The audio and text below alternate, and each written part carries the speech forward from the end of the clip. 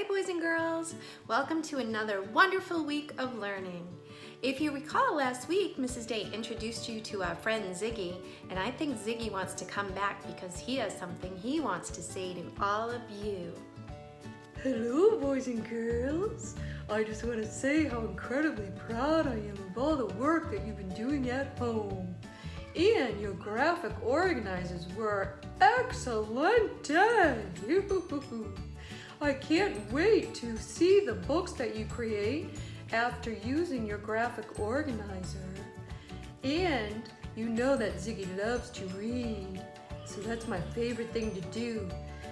I hear that you're writing books about animals. Hey, wait a minute, I'm an animal. Aren't I, Mrs. Day? Yes, of course you're an animal, Ziggy. You're a zebra, and maybe some of our friends will be writing all about you. That would be so cool. That would be cool. So kids, as you recall, last week you did your graphic organizers like Mrs. Day has here, and you remember I did my research all about koala bears. So what you're going to do this week is you're going to take that information that you learned and you're going to create a few pages of your book. Now we're not going to create all of the pages this week.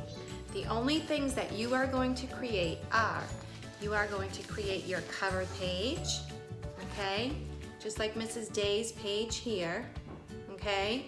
So on your cover page, you're going to have a picture of your animal, and you're going to have the name of your animal, and then you're going to have your name here. And take your time with the illustrations, okay? Mrs. Day really took her time with this, added detail over here with the eucalyptus leaves, okay? So you're gonna do your cover page. Then you are going to do your page on description and characteristics of your animal, all right? And lastly, this week you're going to do the habitat and food, okay? So Mrs. Day is going to share with you those pages that I created. And I actually went back, kiddos, and I recreated my pages because I wasn't that happy with them. I thought it was missing some things. So, what was missing, you may be asking? Well, let me tell you. Mrs. Day didn't use some of these wonderful sentence starters. So let's go over them together, shall we? I hear you, we shall. Nice job, kids. So let me move you a little closer. And let's go over these together. So these are called main idea sentence starters, okay? So here's some examples. You'll be excited to learn. It is interesting to note. There are many reasons. You'll find. Do you realize? You'll discover. Why do?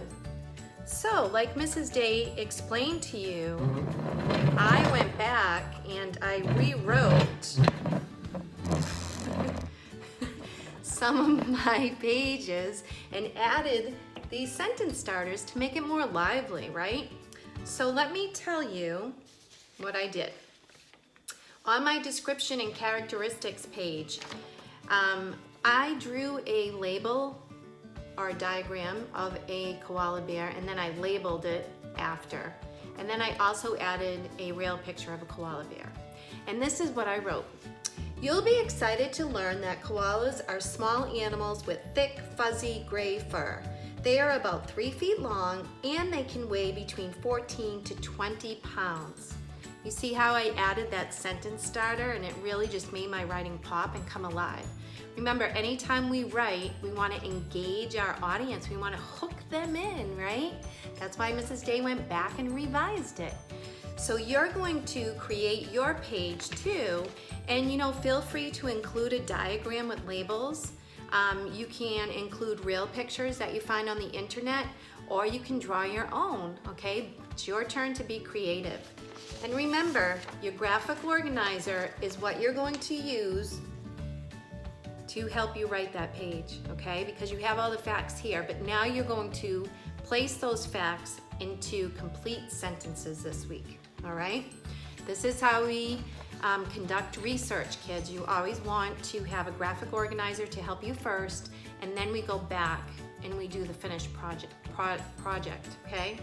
So on our second page, it's habitat and food, and I actually started this page with a question to hook my listeners in. Let's see if you get hooked in, okay?